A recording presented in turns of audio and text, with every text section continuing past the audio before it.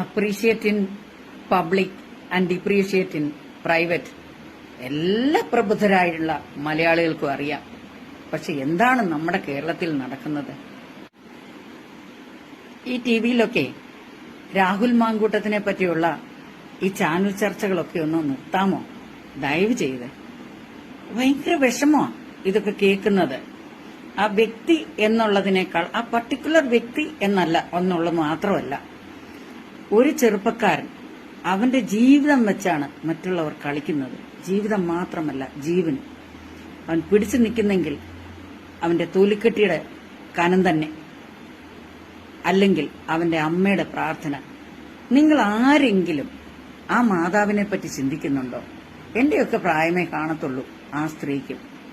പാവം, അവരനുഭവിക്കുന്ന വേദന എന്തുമാത്രമായിരിക്കും. നിങ്ങൾ എന്തിനാണിങ്ങനെ ക്രൂശിക്കുന്നത്? മതിയാക്കിക്കൂടെ?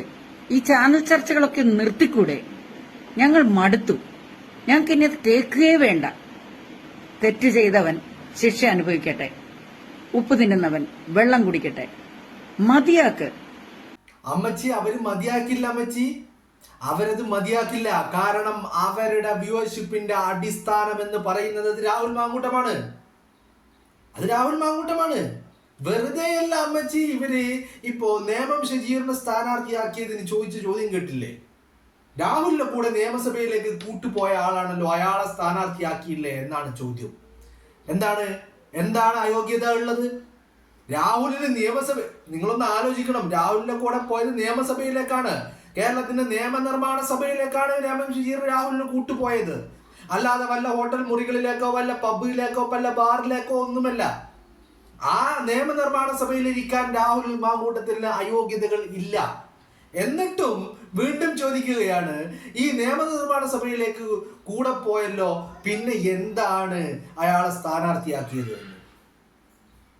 കാരണം രാഹുലിനെ കൊത്തി ബലിക്കുക, അയാളുടെ ഇറച്ചി പച്ചക്ക് തിന്നുക എന്ന് പറഞ്ഞാൽ ഇവരെ സംബന്ധിച്ചിടത്തോളം വലിയ ആനന്ദകരമായ ഒരു കാര്യമാണ്, വലിയ സാറ്റിസ്ഫാക്ഷൻ നൽകുന്ന ഒരു കാര്യമാണ്. കാരണം ഇത്രയും നാൾ ഈ ഒരു മനുഷ്യൻ മുന്നിൽ നിന്ന് പ്രതിരോധിച്ചു കൊണ്ട് നടന്നതായി ഈ പ്രസ്ഥാനത്തെ നിങ്ങളൊന്ന് ആലോചിച്ച് നോക്ക്. രാഹുൽ മാങ്കൂട്ടം ഈ പറയുന്ന കോൺഗ്രസിന്റെ പ്രസ്ഥാനത്തിന്റെ മുന്നണി പോരാളി ആയിരുന്നു കൊണ്ട്, ചാനൽ ചർച്ചകളിൽ ഇരുന്നു കൊണ്ട് പാർട്ടിയുടെ ന്യായം പറയാൻ മുന്നിൽ വന്ന് നിന്നപ്പോ, മറ്റുള്ളവരുടെ വായടപ്പൻ മറുപടികൾ കൊടുത്തപ്പോ, മറ്റൊരാളുടെ മുന്നിലും ബബ്ബ അടിക്കാതിരുന്നപ്പോ, ആ കാലഘട്ടത്തിൽ നിങ്ങളൊന്ന് ആലോചിച്ച് നോക്കിയേ, വളരെ വിരലിലെണ്ണാവുന്ന 1 or 2 ആളുകളല്ലേ ഉണ്ടായിരുന്നുള്ളൂ കോൺഗ്രസിന് വേണ്ടി അത്തരത്തിൽ സംസാരിക്കാൻ. രാഹുൽ വന്നതിന് പിന്നെ ഈ പറയുന്ന എണ്ണം പറഞ്ഞ ആളുകൾ ഓരോന്നായി ഇങ്ങനെ രംഗപ്രവേശനം ചെയ്ത് രാഹുൽ വന്നപ്പോഴല്ലേ. അപ്പോ രാഹുൽ മാങ്കൂട്ടത്തിൽ ഈ പാർട്ടിയുടെ പ്രതിരോധ ഭടനായിരുന്നു എല്ലാ അർത്ഥത്തിലും. ഇവർക്കെല്ലാം അതിന്റെ വലിയ ഒരു അസ്വസ്ഥത ഇവരുടെ എല്ലാം മനസ്സിലുണ്ട്. കാരണം രാഹുലിന്റെ കൂടെ ഒരു ചർച്ചയിൽ ഇരുന്നിട്ടുണ്ടെങ്കിൽ ഇളിഭ്യനായി കൊണ്ടല്ലാതെ പുറത്തിറങ്ങാൻ പറ്റിയിട്ടില്ല. അവർ ഒരുത്തനും, ഒരടിമക്കും സാധിച്ചിട്ടില്ല, ഒരു സംഘപരിവാറുകാരനും സാധിച്ചിട്ടില്ല.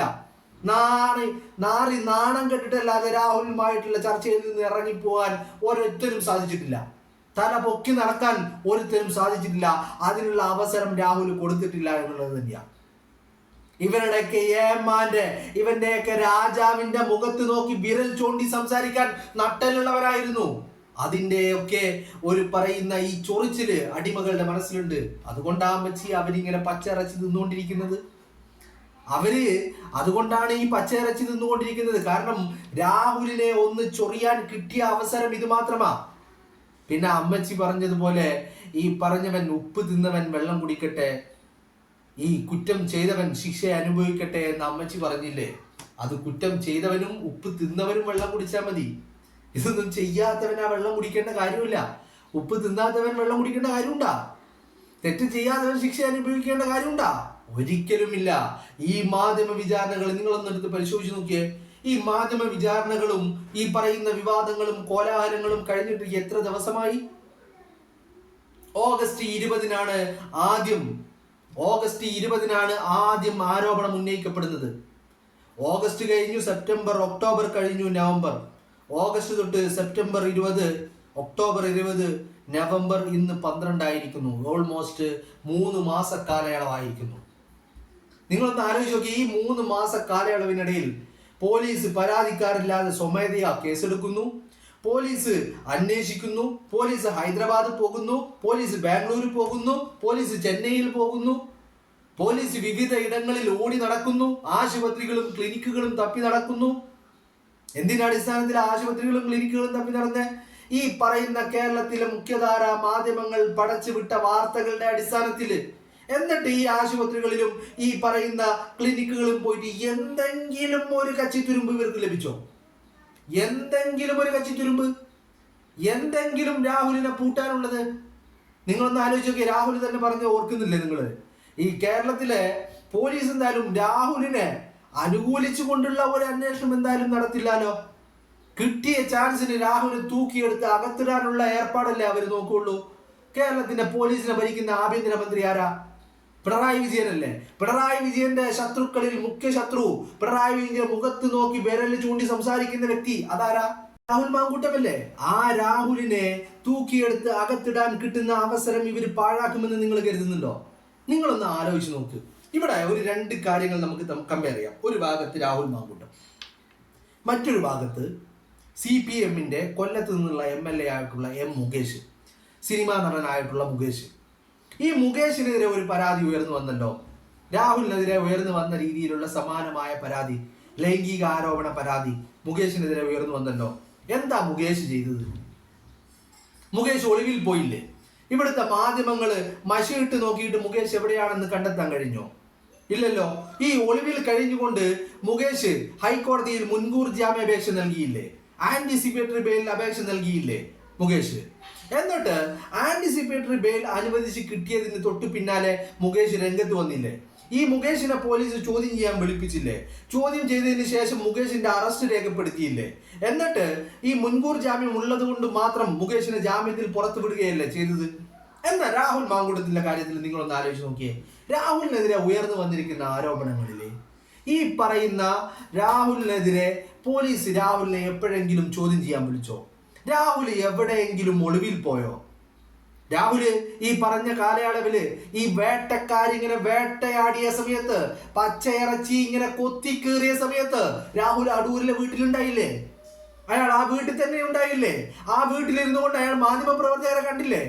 അയാൾ എവിടെയെങ്കിലും ഒളിവിൽ പോയോ? അയാൾ ഏതെങ്കിലും കോടതി, കേരളത്തിലെ ഏതെങ്കിലും ഇന്ത്യ രാജ്യത്തുള്ള ഏതെങ്കിലും കോടതിയിൽ അയാൾ മുൻകൂർ ജാമ്യത്തിന് ശ്രമിച്ചോ? എവിടെയെങ്കിലും അപേക്ഷ നൽകിയോ എനിക്ക് മുൻകൂർ ജാമ്യം വേണമെന്ന് പറഞ്ഞുകൊണ്ട്? ഇല്ലല്ലോ. അത് കഴിഞ്ഞ് അയാൾ നിയമസഭാ സമ്മേളനം നടത്തിയ നിയമസഭാ സമ്മേളനത്തിൽ പങ്കെടുത്തില്ലേ? അത് കഴിഞ്ഞാൽ പാലക്കാട്ടേക്ക് തിരിച്ചെത്തിയില്ലേ? അയാൾ അതിനുശേഷം ഇന്ന് നിമിഷം വരെ പാലക്കാടിന്റെ മണ്ണിൽ സജീവമായി ഇടപെടുന്നുണ്ടല്ലോ അയാൾ.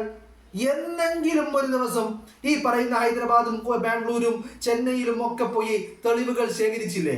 ഈ പറയുന്ന ആരോപണം ഉന്നയിച്ച ആളുകളുടെ മൊഴി രേഖപ്പെടുത്തിയില്ലേ? ഇതൊക്കെ ലഭിച്ചിട്ടും സ്ക്രീൻഷോട്ടുകൾ നിങ്ങൾക്ക് വേണ്ട സ്ക്രീൻഷോട്ടുകളൊക്കെ നിങ്ങൾക്ക് നൽകിയില്ലേ? അത് പോരാഞ്ഞിട്ടും നിങ്ങൾ ഫേസ്ബുക്കിനും മെറ്റക്കും കത്തെഴുതിയില്ലേ ഇവിടുത്തെ അന്വേഷണ ഉദ്യോഗസ്ഥര് രാഹുലിന്റെ സ്ക്രീൻഷോട്ടുകൾ വേണമെന്ന് പറഞ്ഞുകൊണ്ട്?